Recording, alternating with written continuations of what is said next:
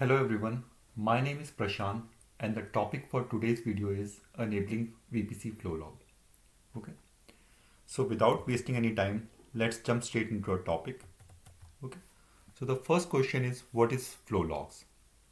Okay, so the flow logs is nothing, it basically captures all the traffic which is going in and out of your VPC, and that traffic is coming out of your like elastic network interface. Okay, so if you look at the sample example, how the flow log look like, this is how it looks like.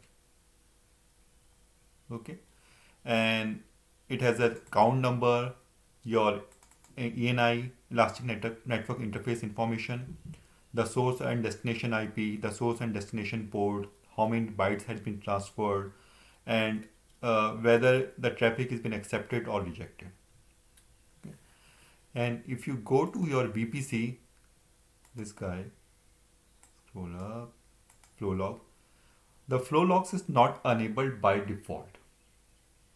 Okay, so we are going to write a Boto3 script which is going to parse your AWS account and check all the VPCs and see if the flow log is enabled or not. And in case if it's not enabled, it's going to enable it. Okay. The second or the better approach which I am going to show you in the future video is using Lambda. So in case of Lambda, we can capture an event, okay, which is a VPC flow log create event. And the moment somebody try to create the VPC in your account, and if we forget to enable the flow logs, the Lambda is going to trigger and it is going to enable the VPC flow logs. Okay. And as by this time, you should understand the importance of flow log because this is capturing all the data. So in case if you need to figure it out why you are not able to access a certain system or something like that, you will see if the packet is getting accepted or rejected, and then you go back to your VPC and figure out if the security group is not in place or the network access control list is not in place. Okay, if it's a misconfigured or you need to add or remove certain IP or a certain port into it. Okay, so with all this basic in place, let's go to our my PyCharm. Okay, and let's try create this VPC flow log code. So first thing I'm going to do is I'm going to import a Boto3 library, right?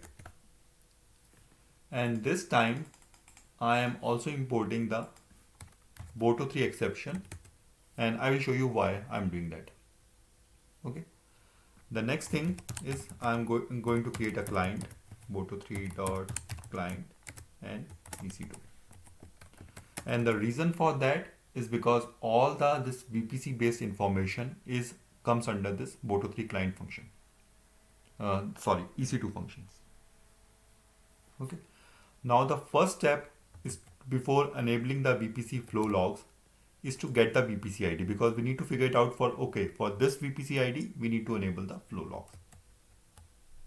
Okay. So if you go to the Boto3 documentation, and on the left hand side if you click EC2 and go to the client, okay, this is the page that is going to open. Okay, and in that search for something called describe VPC.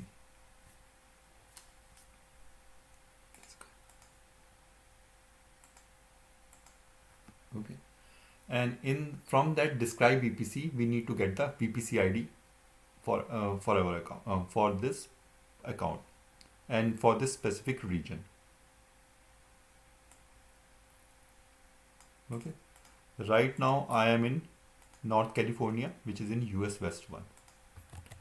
So this guy, client describe VPC, and let's not worry about all these parameters, and print response. Okay, let's execute this code, enabling flow logs, and you will see we are getting one dictionary, okay, with this key VPC, and then all the bunch of information like the CIDR block, the state of this VPC, and the VPC ID, and this is the field which we need to parse. So what we can do, because this is a dictionary, we are getting the VPCs. Okay, now we got a list, so we can iterate over it. You can say for VPC ID, you can take any variable, and now print VPC ID. I know nothing is going to change, but let's print this output first. Okay, so now you got again a dictionary, and out of this dictionary we need to get this VPC ID. So we need to get this VPC ID.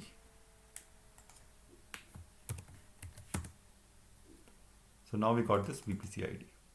Okay, so let's store this VPC ID in a variable called VPC underscore ID.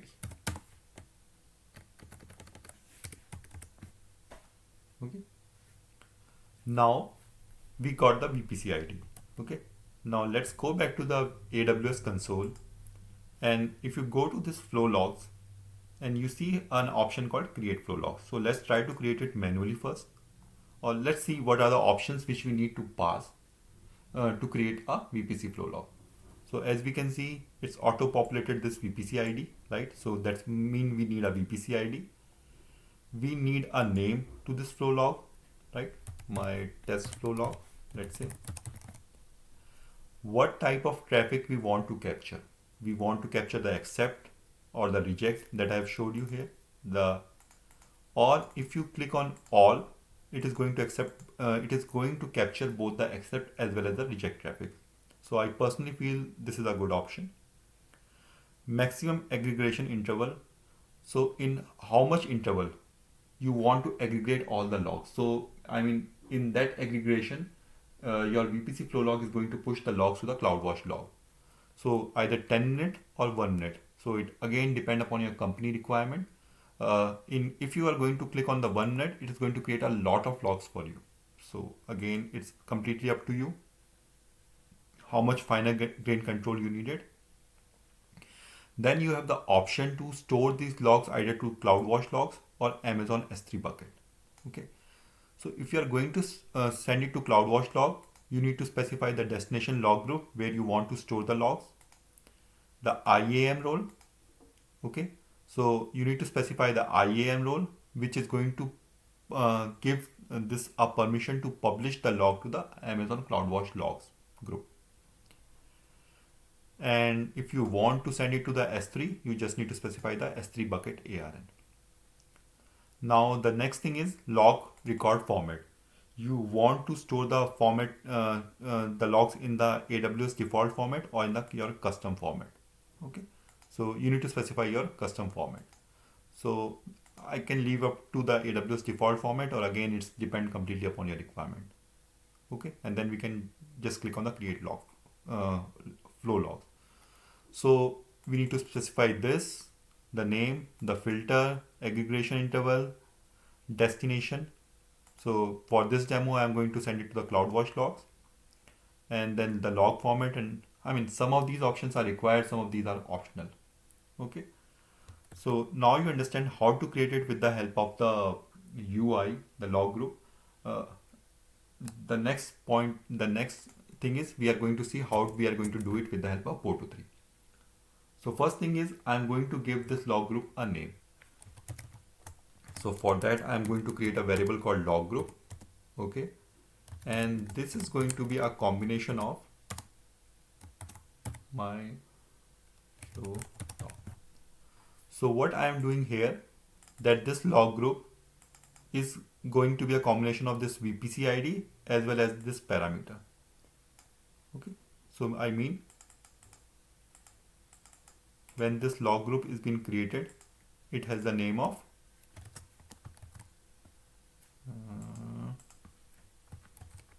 hyphen flow log.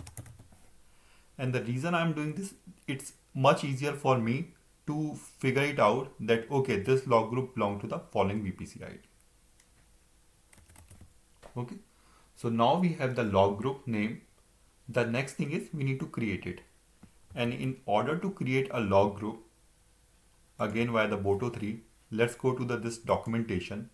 Okay, and before that, let me show you with the help of UI. So if you go here to the AWS console and search for CloudWatch, log group comes under CloudWatch. It's called a CloudWatch log group. Here logs, and then this create log group, and you just need to give your log group a name, right? Now if you go to the AWS documentation, I first search for the log group under the CloudWatch, this guy.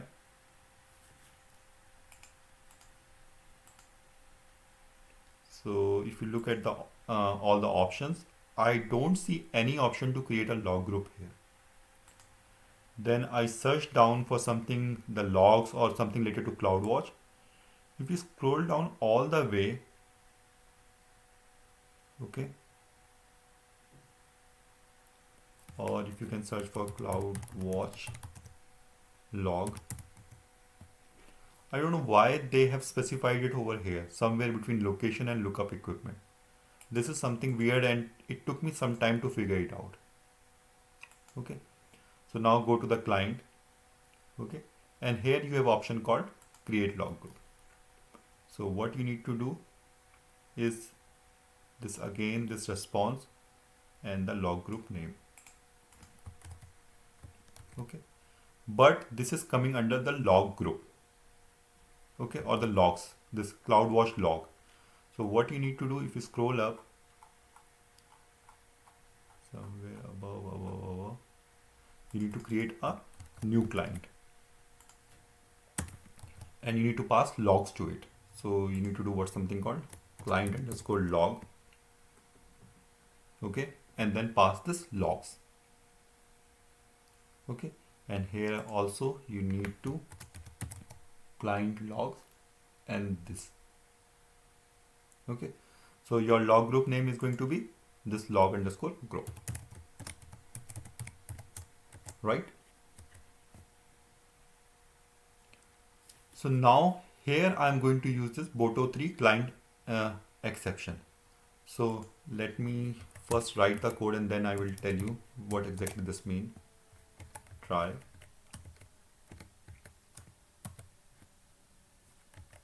Okay. Except I'm going to do client error, and I will write print. Okay. Log group, not group, log group already exists for the following VPC, and then I can give the VPC ID.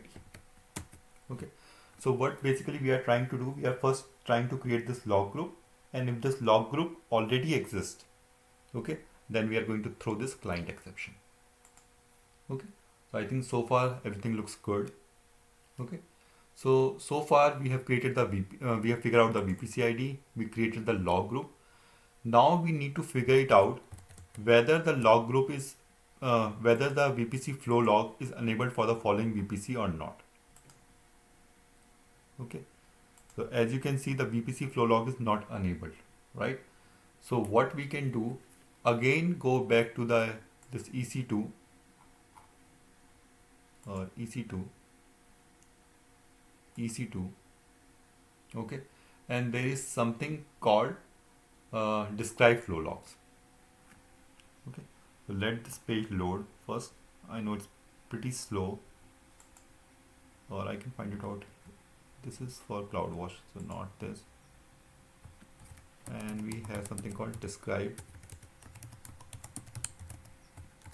VPC. We have something called describe flow log, describe flow logs, and it accepts these following arguments. So response equal to describe flow logs.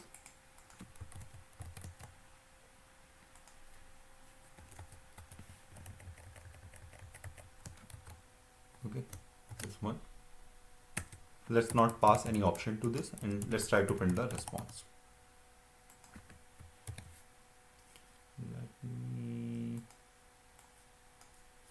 little bit big.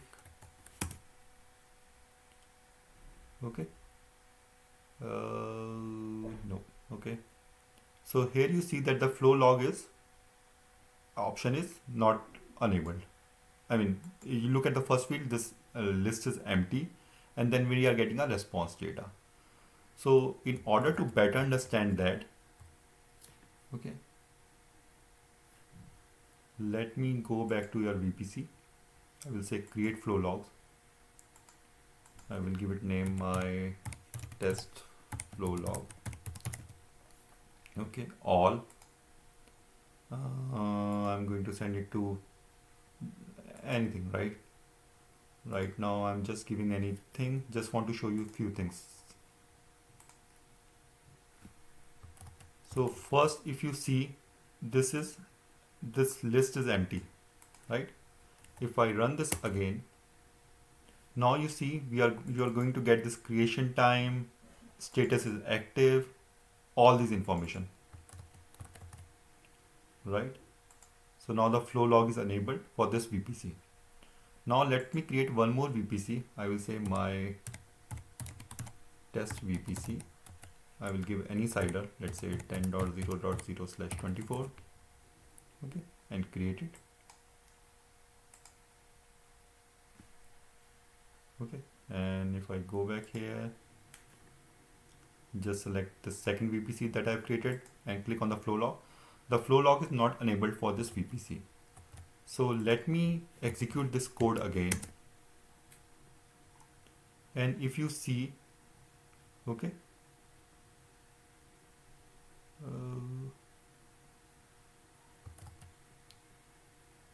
okay, my test VPC, and for this test VPC, the flow log is not enabled.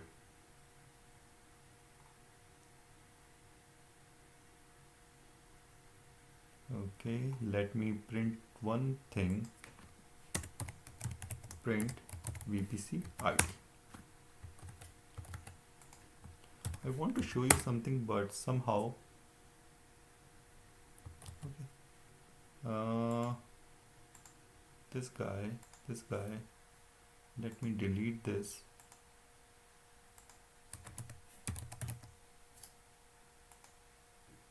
Okay, now I've deleted the VPC flow log. So as you can see, this is now empty. Okay, so what we can do based on this, we can create our condition. But I want to get a flow log for a specific VPC. So for doing that, if you go back to their documentation, and we are doing this describe flow log, there is something called filters. So filter equal to this, and we can say here filter, right? And let's go back here, and we can give it any name, flow log filter. Okay, and let's now create this flow log filter. In my previous Boto3 video, I already described how to use the filters, right? So what I can do flow log underscore filter. Okay, and now if you go back to their documentation, scroll down, you have something called a resource ID, and there we can specify the VPC. So let me first do this, and then I will tell you what is the difference it is going to make. It's going to be name, right? And for filters, we always have values, right? So name, value, and that is always a list. So the name is going to be the resource ID.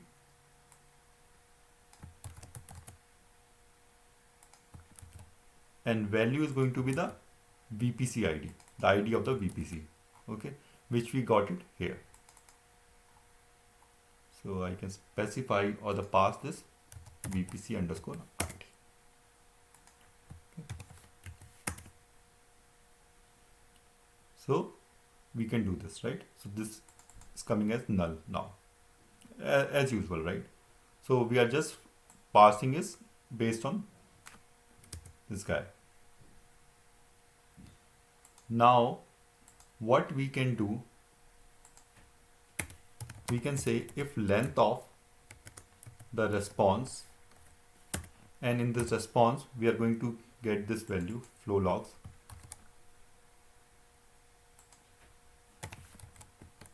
If the length of this response, right, is greater than 0, right, that means VPC VPC flow log is already enabled for this VPC, and if you want you can print the VPC ID. Okay, if the value is greater than 0, else we need to do something, right? So we can write something called enabling flow logs for the following VPC. Okay, we can always give the ID, or they now if you go back to their documentation again and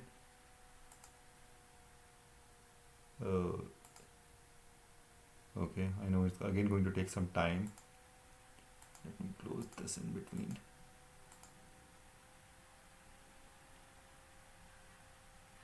So here you have an option called create flow log.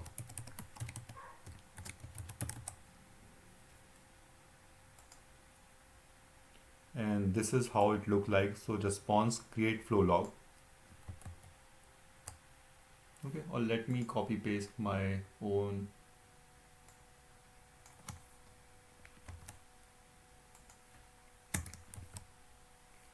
So basically this is create flow log. Then you need to give the resource ID, which is going to be your VPC ID. Somewhere it should be there, resource ID, which is a list. Okay. Then the resource type. So resource type can be VPC, subnet, or network interface, because you know that the flow log can be enabled at any level. If it's going to be enabled at the VPC level, it's going to trickle down to the subnet and to network interface, or at the subnet level it will trickle down to network interface. Okay. Traffic type, like we discussed, we are going to capture all traffic, both accept and reject. Log group name is the going to be this same, this value. So it's going to be log underscore group, not logs, I think log underscore group. Okay. Now this delivery permission ARN. So what exactly you need to do in order to push these logs from your VPC to the CloudWatch? You need to create some IAM role, and that IAM role should have the permission to push the logs to the VPC flow log, to the CloudWatch logs. As well as you need to establish a trust relationship that this VPC flow logs should have a permission to assume this role and to push the logs. So that part you need to take care. So I'm going to attach this document. It's pretty straightforward. But if you have any question, just post in the comment section. So what you need to do this. Then I will go to the IAM. I already created this. So let me show you.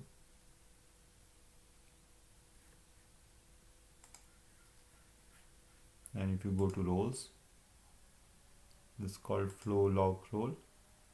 Okay. And this one. Yep. So as you can see, these are all the permissions it has. And in the trust relationship, this VPC flow log has the permission to assume this role. Okay. The VPC flow log service has the permission to assume this role. So I'm going to copy the ARN and specify it over here.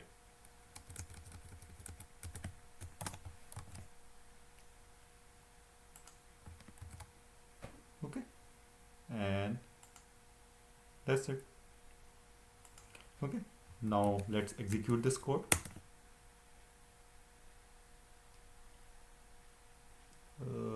VPC2. Oh, sorry, I defined it as a client.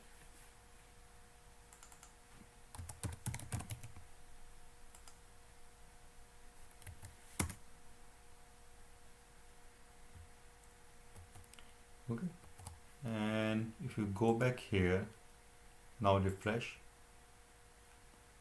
do this. So now you see the flow log is enabled for this VPC. Let's go to the other one,